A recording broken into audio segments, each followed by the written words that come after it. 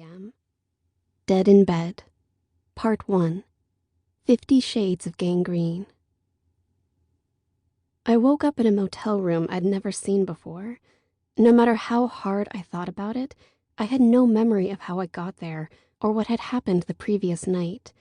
There were beer bottles all over the side table, not to mention a completely empty eighth of Jack Daniels. What looked like some kind of fancy foreign wine bottle, also drained, was filled with cigarette butts.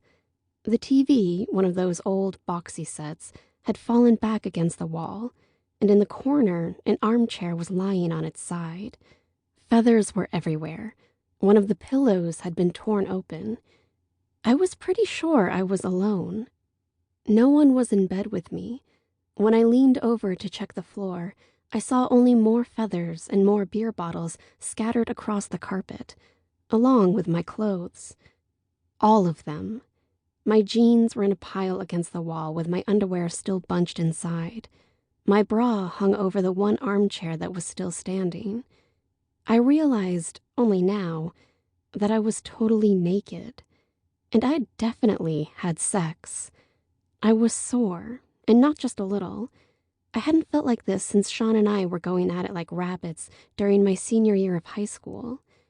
But we hadn't had sex in months, as far as I could remember anyway. I tried not to think about the fact that there was no good reason I would have needed to check into a motel if I'd been with my husband that night. I'm pretty young, but I live in a really small town where just about everyone gets married before they're 20, like I did. It's just what people do around here. I looked at the mess around me. I'd been with Sean plenty long enough to know that he definitely didn't drink wine. Not even whiskey, really.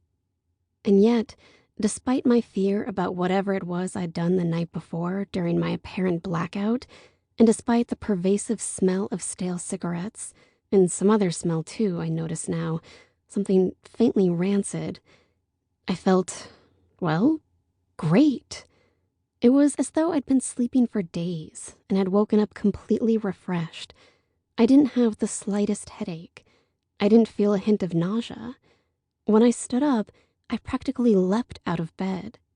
I pulled on my pants and felt like I had the energy to race up the face of a cliff. But I still couldn't remember anything. Other than the bottles everywhere, there was no evidence of whoever else had been with me in the room. The only clothes I'd found on the floor had been mine, and the bathroom was empty. The only thing in the minibar fridge, weirdly, was an empty gallon milk container. I looked under the bed and checked my pockets, but I couldn't find my phone, so I couldn't even look at my recent calls. Had I lost it, or had someone stolen it? I had no idea. Outside, it was a beautiful day, but when I stepped into what I recognized now as the parking lot of the Starlight Motel, I realized that it wasn't morning. The sun was already starting to set. Apparently, I'd slept all afternoon. Now that I was out in the fresh air, things started to come back to me about the day before, if not the night. Suddenly, I remembered what I'd found at the high school with my brother-in-law. I remembered how I had helped carry it even. I remembered the stench, and how afterward I couldn't quite wash off the smell. I wondered if maybe it was the scent I'd been smelling inside the motel room. I also remembered why my car was nowhere to be seen. I live in Muldoon, Colorado, and if you haven't heard of it, you're basically like everybody else in the world who isn't from Muldoon. We don't even have a stoplight. It's that small. The only thing that ever happens is the fair once a year. The kids sell their livestock, there's a carnival, and a rodeo, and everyone pretty much has an excuse to get drunk all weekend. I do the books at this trucking company whose office is right across from the fairgrounds. I usually park in the lot there, and when I got off work early yesterday, there was this huge bus blocking my car. It was emblazoned with a massive Bryce Tripp logo. He was supposed to be this up-and-coming country star, but honestly, I hadn't heard of him before a few days ago.